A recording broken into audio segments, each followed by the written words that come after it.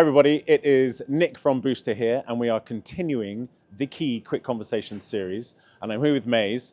We're actually outside, so if you see smoke coming from our mouths, it's because it's rather cold. But I'm here with Maze, and we're discussing what the key is to successful client and agency relationships.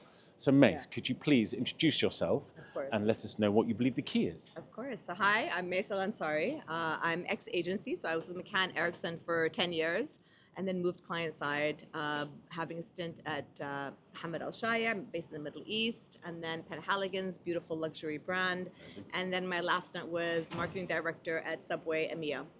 Okay. Yeah. Thank you. And so well placed Yeah. to be able to give that perspective of what makes for a very successful relationship. Yeah. What do you believe the key is? Yeah, so I think to your point about perspective before jumping in, I think it's always great to have, both sides, right? Because there's always that in any part of relationship. And I think the key, I would say there may be keys, if that's okay. Keys, multiple keys. It's all good. Exactly. Yeah. And I think, there's three things that are really meaningful, I think, for me over the time of relationships on both agency and client side. And I would say the first one is really about alignment. Agreeing and being on the same page is so important.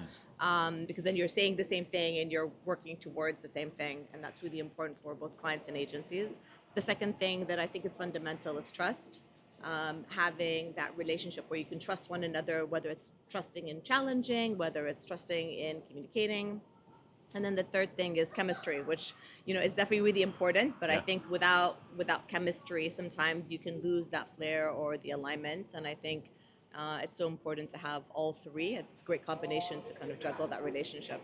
Excellent. Yes, three very good keys. And how do you believe that you can promote that chemistry in reality? Easier said than done. Yeah, of course. What do you think is an effective way of doing that? Listen, I mean, with any relationship, you have to put the time and the effort, right? The reality is, if you care about this relationship, you've got to put the time, the energy, and the communication. And so some of it is also making sure that you have the right talent and the right team, the right time, dedicating and ring-fencing that time, because that's the only way that you're going to nurture that relationship. Right? Yeah. And then I think it's always sense checking and going back and having those conversations about, are we still aligned? Are these the objectives? Is this relationship working for us? Or, are we beginning to part ways for whatever reason? Then that's okay sometimes too. Yes. And then course correct and catch it when you see issues, right? When you can. 100%. And I think that's sometimes you press eject a little too soon sometimes, and that's. But I think if there's the basis of trust, right, and mutual respect and alignment, then there's sometimes an opportunity to repivot or salvage the relationship, as you said. Yeah, fantastic. Okay. Amazing. Well, thank you very much for your insights. Thank you. Thank you for having me. Okay, not at all. Cheers, everybody.